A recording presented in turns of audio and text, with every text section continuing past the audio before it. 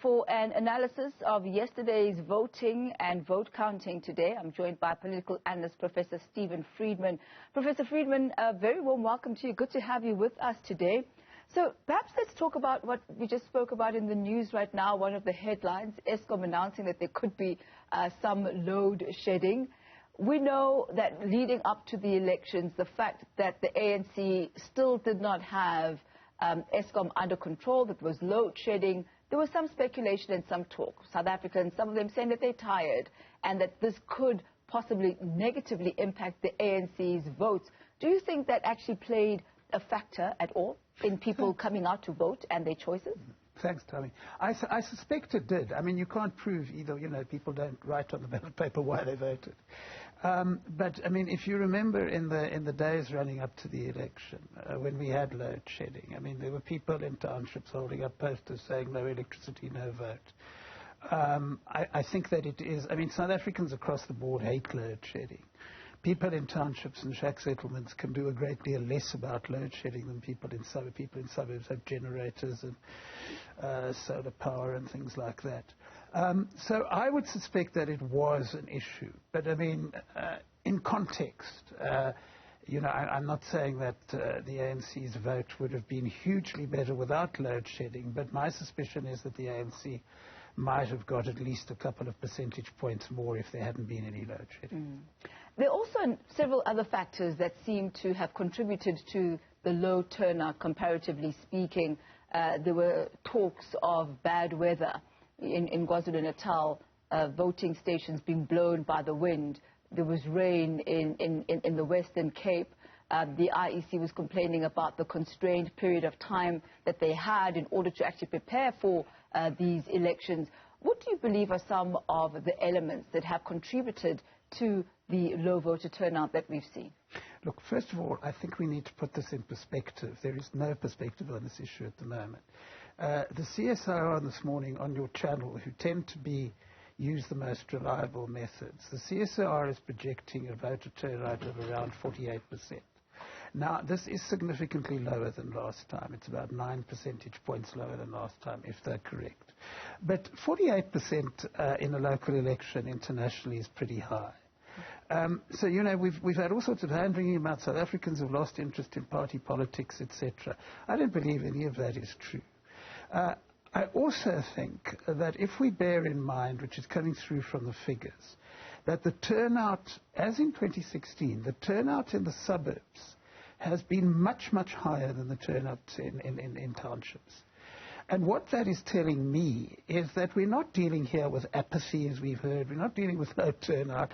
Yes, the fact that it was on a long weekend may have contributed because some people might have gone home. Yes, some of the glitches because they didn't have time might have gone home. But in essence, we are dealing with large numbers of people who are traditional ANC voters staying away because they're unhappy with the ANC. And I think that is the overwhelming issue here. Yes, there has been disenchantment with the DA in the suburbs, but suburban voters have tended to express this by voting, for example, for Action SA, rather than staying at home. I mean, I was struck. It may change, but the last time I saw a percentage poll for the suburbs, it was 66%, which is only 4%. My apologies, Professor, for stopping you right there, but you and I have got some good time together in the studio. In the studio, I'm joined by Professor Steven Friedman as we continue analyzing not only yesterday's voting patterns, but the vote counting today. Professor Friedman, we've heard the IEC being largely criticized, the voter management devices, some of them not working, issues of logistics coming into play. Could all of these be areas where some could point and say these elections were actually not free and fair? Tommy, not at all. I mean, first of all, remember that there's no suggestion here that any of the mistakes favored one party over another. So if there were mistakes, they were across the board. They affected everybody equally, and that means that you do have an election which you can say is free and fair. Secondly, I think we're too hard on the IECs, quite frankly. I mean, obviously they have to be held to account. Obviously they have to do things better. They've acknowledged they need to do things better. But to put this in perspective, this VMD problem arose because the Commission decided, the Constitutional Court said, why don't you try to have an extra voter registration weekend? It didn't instruct it. It could have said no. It decided to try to include more voters, and it didn't go as smoothly as planned. I think if you look internationally at elections, and bear in mind that this is in the middle of a pandemic, I think that the IEC has done fairly well. And I think it's one of the strengths of our political system. Obviously, if parliamentarians want to hold the IEC to account, they should be able to do that. And the IEC has acknowledged that it can always do better. So we ought to highlight the mistakes. But this kind of suggestion that they're not fulfilling their constitutional mandate, that they're not delivering a free and fair election, I think just doesn't square with the facts. Well, we'll continue on these conversations throughout the course of this afternoon. Let's unpack the implications of the low voter turnout in yesterday's local government elections. I'm joined now by Dr Pali Lehohla, the former statistician-general, and I also have still with me in the studio Professor Steven Friedman. Professor Friedman, let me start with you. We heard from our reporter in KwaZulu-Natal confirming that the turnout yesterday in KwaZulu-Natal was 36%, and this is very low compared to the 61% turnout that was seen in the previous elections. We did discuss perhaps some of the reasons around why some people would refrain from going to the elections. But what do these numbers, what impact are they likely to have on the outcome of these elections? Just one word of caution. As I indicated much earlier on, the CSR are projecting 48% nationally. That may mean that KZN was particularly low, or it may mean that KZN still has to be corrected. But we can agree that there has been a lower turnout. And the answer is quite clearly that the ANC is the loser, because these are overwhelmingly ANC voters. I mentioned earlier the figure I saw this morning, which might be an exaggeration, but only a slight exaggeration, is turnout in the suburbs, which is traditionally DA areas, 66%, turnout in the townships and tract settlements, 33%. So, I mean, that is a huge spread, and that tells you that this is not voter apathy. This is people, a particular set of South Africans, a very large set of South Africans, sending a message to the governing party. Even if they were not sending that message to the governing party, the way in which the numbers work is that if you have a lower turnout across the board, it's usually the biggest party which suffers the most. But in this case, I think that it's a low turnout which is specifically ANC voters saying, we're not happy with you. And of course there's this huge hole in our politics, because ideally you would want a democratic system in which ANC voters who are unhappy with the ANC would vote for somebody else. But they don't vote for somebody else because they don't feel that there's another party which really speaks for them. I think that's going to make for very difficult governments in many municipalities, because we're all talking about coalitions. But we're not facing the possibility that in some places it won't be possible to form coalitions. And we'll talk about that in just a moment, as well as the reasons why that seems to be a bit of an impossibility. We had John Steenhuisen hinting very blatantly regarding that in just a moment. But Dr. Lehohla, from your perspective, we're looking at 26.2 million registered South Africans, and this is out of a population of about 40 million who were eligible to vote. And the voter turnout so far looking like it's actually even sitting below that 50% mark. Just your views on this and how it is likely to affect the outcome of these elections. Engaging me on this, isn't it like the metric results, which are benchmarked on the number of people that managed to write exams, which would be half the population of the children that were ever born? So I think the reality is the voter turnout must be measured on the 40 million that was expected. Therefore, the turnout and therefore the determinant of our democracy is based on an increasingly smaller population of 15%. So if we were to be discussing these kinds of things, we can see that the democracy in the way we are exercising it is a farce. When you do not do what you are supposed to do, people will vote by not voting. That's an expression of protest in a way, which of course doesn't take you far. And I think that protest of not voting, and we had a lot of noise around voter mobilization of votes It's more like dancing on the Titanic when we are heading to an iceberg. And I think that that participation in South Africa in elections are the way they are, having been pushed into this direction by wanton corruption and no attendance to society. It's actually telling us that as people walked up and down the country trying to woo elections, was like that symphony that was playing on the Titanic. And the iceberg is really what we see as the turnout. And that Titanic is going into that.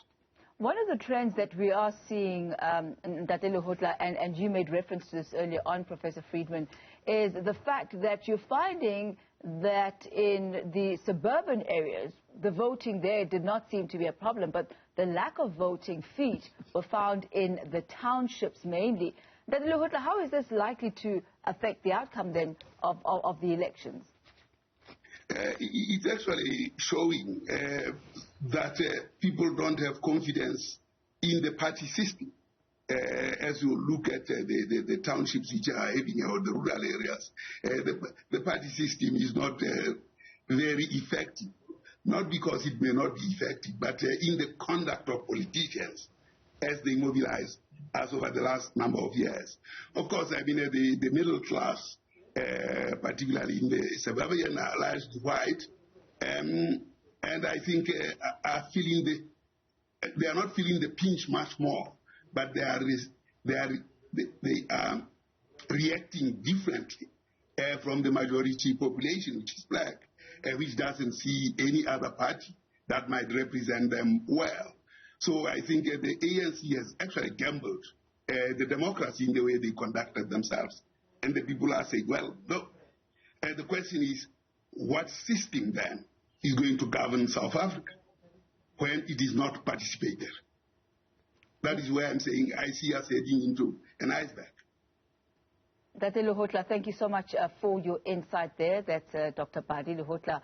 And we are also still in studio with Professor Steven Friedman. We'll continue our conversations regarding coalitions, etc., in just a short moment. I'm in conversation with Professor Steven Friedman. He's been with us this afternoon. Professor, one issue that we've been wanting to discuss is the issue of coalitions and how they are likely to unfold in the aftermath of these elections. Certainly the landscape very different from the previous elections, with the Democratic Alliance saying that the EFF is certainly not a choice for them. How is this likely to look? Well, the first point I want to make in response to an earlier conversation is I don't think there's anything wrong with our democratic system. I don't think anybody's rejecting democracy. We have a very specific problem, which is that people are unhappy with the governing party and they don't feel that there's an alternative. That's not the system's fault. But that gets to your question, because that's one of the consequences. You see, if we had a situation in this country in which the three largest parties were able to form coalitions with each other, then forming coalitions would be quite easy. But they don't really want to form coalitions. I mean, as you correctly point out, there was an arrangement between the DA and the EFF. That's clearly off the table. And that means that if you want to form a government, if you don't have 50%, and it looks at the moment as though the DA will win Cape Town comfortably, the ANC will win Buffalo City, and quite possibly all the major metros will not have a majority by any party, then you have to get near 50%, because what you have to do is form an alliance with smaller parties. And the further you are from 50%, the more smaller parties you have to form a coalition with. And so it becomes very difficult and very unstable. Now, in the absence of a DA-EFF deal, which is off the table, if I look, for example, at Nelson Mandela Bay, you may have a situation in which the biggest party in Nelson Mandela Bay can't find enough smaller parties to form a government. And then you have a minority government. Now, once again, the DA-EFF deal last time meant that the DA could be a minority government in Tshwane and Joburg and still not get voted out of office. But if you don't have that deal, then you're dealing with a very unstable situation, which could lead to either rerunning the election in those municipalities or to the municipality being placed under administration because nobody can govern. So I think it's very important. You know, there's been a lot of glib discussion so far. Are we going to have coalitions, etc.? Well, you know, if the biggest party's got 41%, and the smaller parties don't have 9% between them, then you can't have that coalition. The one new dynamic which has emerged in this election is the performance of Action SA. And now that may make things possible in one or two places, but I think it's very important to put Action SA in perspective. They are doing very well in Gauteng and a couple of places in KZN, etc. They're not performing nationally. So Action SA won't go into a coalition with the ANC. Despite the bad blood, maybe they'll go into a coalition with the DA, which may be possible in Joburg. But I'm not convinced that in Tshwane or Joburg there will be, if you put the DA and the Action SA together and the smaller parties together, that there would be enough to form a government. So we may well be looking at a very unstable situation. I think the other point that people need to bear in mind is that if the coalitions which are going to be formed are coalitions between a big party and a whole lot of smaller parties, then you're in the situation that Nelson Mandela Bay has been living with for the last 5 years, where the Patriotic Alliance with one seat was responsible for forming a DA government, then walking out and forming an ANC government, then forming a DA government again. So you have these constant switches of parties, not because of anything voters do, but because one or two individuals have decided to change their allegiance. So we may be in for a very unstable situation, and that is a consequence of this thing I keep on coming back to. If we had a strong alternative to the ANC, which people could vote for, then you'd find all sorts of things possible. But until we have that, the weaker the ANC gets. And remember that we are looking, we haven't talked about this perhaps enough. This may well be the first national election since 1994 in which the ANC has got less than 50%. And that is a big development in South African politics.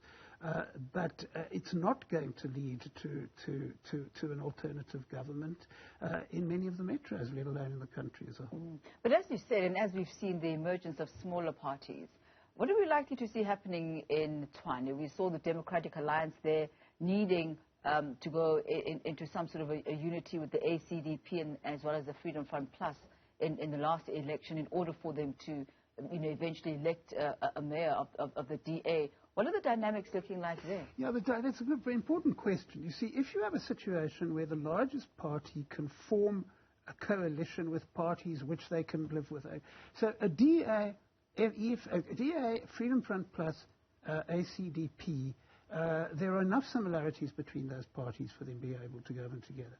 But my point is that if that's not enough, then you have to include all sorts of parties. You have to start thinking about the UDM.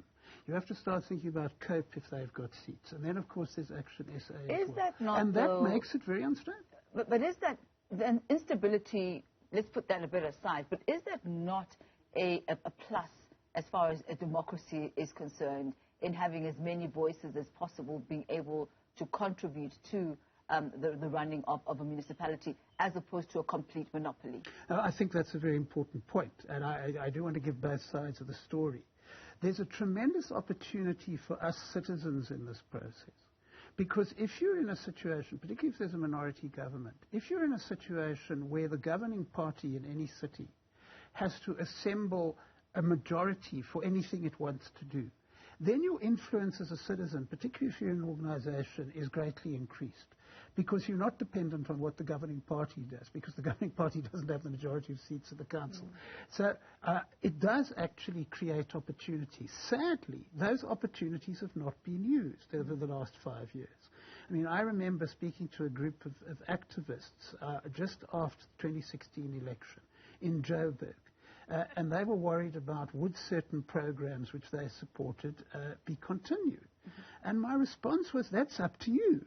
If you campaign, you win support from parties, you're no longer beholden to a majority party. That is a tremendous plus. So I think if citizens use that, it's a tremendous opportunity. I'm simply saying that, if people are expecting this to be very smooth and straightforward, they're wrong.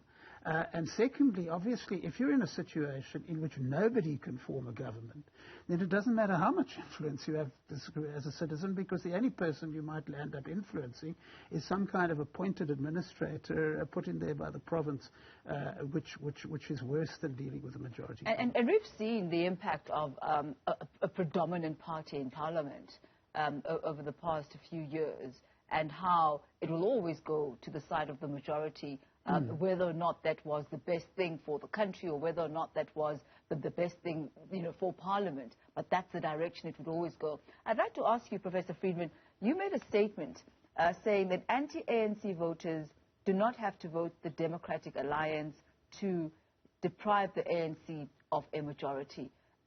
Unravel that for us. Yeah, you see, the DA in this election and in previous elections has been telling people that they mustn't split the opposition vote if they don't like the ANC. My point is that that was true in the old white system, which the DA is very familiar with. It's not true now, and the reason it's not true now is, take our municipal elections.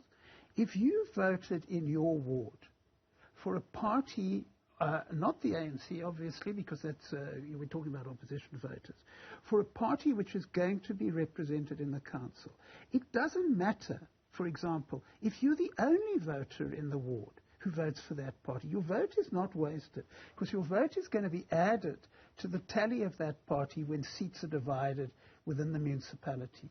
So we have a system in which, as long as you vote for a party which is going to be represented, you are going to be represented, and the opposition is going to be represented.